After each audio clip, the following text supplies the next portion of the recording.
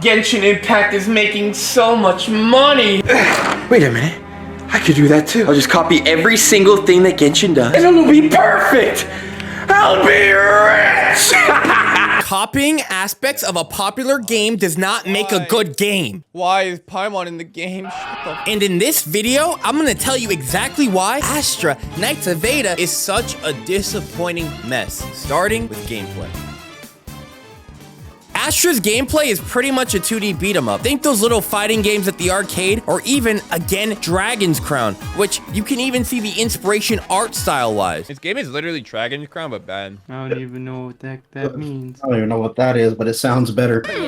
So good and tasty. Other games aside, how does Astra feel when it comes to arguably the most important part of a game? How the game plays. The melee combat is so bad. Oh my god. It is. So clunky, dude. Hits and movements for some reason feel slow even after the beta when they've sped it up. Even if you use a melee character and you hit enemies, sometimes your hits stun them, sometimes you don't. Which means you're basically in a 50-50 of just trading damage if you're not straight up one-shotting enemies. Which begs the question, why not just use the range character? And for me, that's exactly what I did. I rerolled for Eliar for reasons. But apart from the art direction that's clearly Dragon's Crown, there's another influence that Astra Knights of Veda has taken. So yeah, this game is heavily inspired by Dark Souls, Elden Ring, Bloodborne. Great game. So I want you to imagine something for a sec, right? You're fighting a boss. You have a melee build and you're doing so much damage to the boss. You're rolling around, you're whacking him with your pointy stick, and he's almost dead. You got him on the ropes. But imagine for a second, as you're doing damage, you're hitting for 1,000 damage, you start to do 5 damage, and the damage you do to the boss gets reflected back onto you. And you see the prompt up top, oh, the boss is now resistant to melee builds. Please switch to magic. Come again? That's literally how the elemental system in Astra Knights of Veda works, and it sucks! Who the fuck came up with this? Wow, isn't it so fun having this gay-ass resistance system? Isn't it amazing you can't just play who you want? I don't know about you, but I love it when I can't play who I want to play. And I'm going to bring up Genshin Impact to this. Genshin Impact has an elemental system where you can combine elements to have fusion reactions. Fire and water, hydro, ice and water, freeze. So it encourages you to combine elements, but it does not punish you, and the player can play how they want. So why is elemental resistance in the game when it doesn't add anything and only detract from the player experience? Why? There it goes. Look at my health. Just going down for using a character I want to play. Look how much... Why? Why am I losing this much health? It's not fun. It's not creative. It's limiting. Holy shit. This enemy is resistant to blood damage. Blood resistance. And unlike Genshin Impact that has an open world that the player is free to explore, Astra is stage-based. And in most stage-based games, you can auto-clear or sweep stages. But in Astra, you can't do that at all, which means you have to play it over and over and over and over and... Why? Who benefits from that? Who playtested this? Why is the game so bad? And you wanted to play this? And you must be thinking, Adam, you've been bringing up a lot of Genshin Impact so far. Well, the reason is the next section we're going on for this video. Systems. Systems. So what do I mean by that? Literally everything. The game modes, the UI, the system layout, the gacha. And believe me, we're gonna touch on the gacha. Oh my god. And you know what? I'm gonna touch on the gacha right now, because this could be a subsection of systems, and I'm gonna call it Pride. Who do they think they are that they can take a game that was in development for 7 years? Because it's one thing to take everything else from Genshin, the Spiral Abyss, the stupid artifact system, but when you literally have a 2D stage-based game and you have the same 0.6 drop rate for 5-star characters as Genshin Impact, you done messed up. Now you're pushing the limits. I don't want to have to get to pity. Let's pull. Here we go. Yeah! Fuck! I didn't think I was gonna get it. Dude, all I have is Eliar. Alright. Oh, this is a weapon. Oh, shoot. It's a double.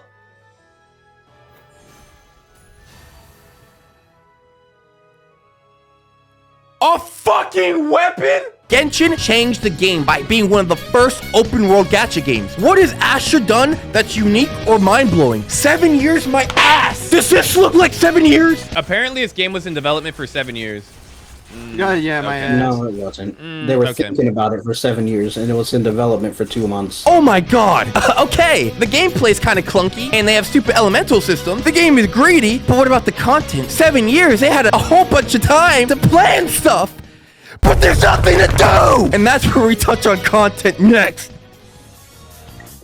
I'm a level account, level 36, and now I'm farming artifacts. Wow, so fun. The dungeons for farming take like 20 minutes, so it's less efficient. Ooh, I'm about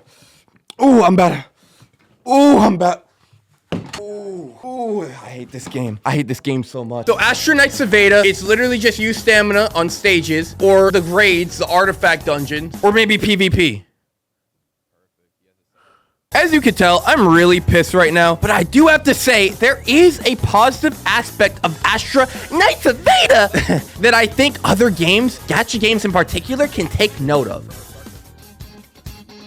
Co-op. So hear me out. While games like Genshin Impact have a very limited co-op, like I touched on in the last video, where you can't really do anything besides run around the overworld or maybe do a few artifacts dungeons together, Astra Knights of Veda lets you do the whole story mission together. You can run through the whole story first time with your buddies all the way through, and that's so great. You could do the raids, you could do story, and that's awesome. I love that. Every game is always better with friends, especially crappy ones. And oh my god, I wouldn't have been able to get through this without my boys. So thank you to them. You see that slide, though? You like that slide, though, huh? He cold. Oh, shoot. That's an archer That's how it's specialty. slide in the DMs. Hey, watch this. Well, that's how I'm sliding in on your future daughter. Yikes. Why did he say that? Why did he say that? But say you're all out of stamina and you're bored of the raids. That's where PvP comes in. And I was thinking, oh my god, PvP in a gacha game. But at least I can play it with my boys. No, you can't. No, I can't. We can't. Why even add 2v2 and 3v3 in the first place? This is where I started to wonder if the devs play tested their game. You can play with your friends, but there's no party system. We'll have all So 50. now what, do you just invite again, or what's going on? Wait, what? Or Oh what? shit, you're 'Cause not I'm here. still on the town map. Yeah. No. I have to invite every time. Yeah. Jesus Christ. You have to keep re-inviting them for story stages. For PvP, they have 1v1, 2v2, and 3v3. And you can't party with your friends for 2v2 or 3v3? Why? You would think in a multiplayer game where they... Oh my god. Ooh, I'm about to... Do these devs not have friends? Like, did they not play their own game?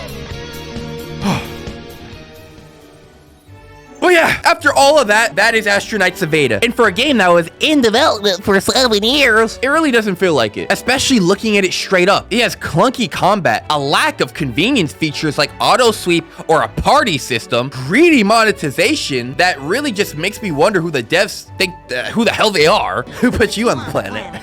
A lack of content or really anything to do, and it really doesn't give me much hope for the game. Now, I'm not one to prey on the downfall of a game, but I really don't see this game being up for more than a year, if even 2. But like I said in the Genshin video, we have a bunch of good gacha games coming, like Wuthering Waves coming in May. So what's the point? If you're really fiending for a 2D action RPG and you can overlook the clunky combat and all the other issues listed, then maybe give it a try. But I would stay clear of spending any money on this game because they clearly only care about a fat paycheck and not delivering a promising experience. That's how I see it. That's been all from me. I really appreciate you guys watching. I'll see you guys in the next video. Deuces, boys.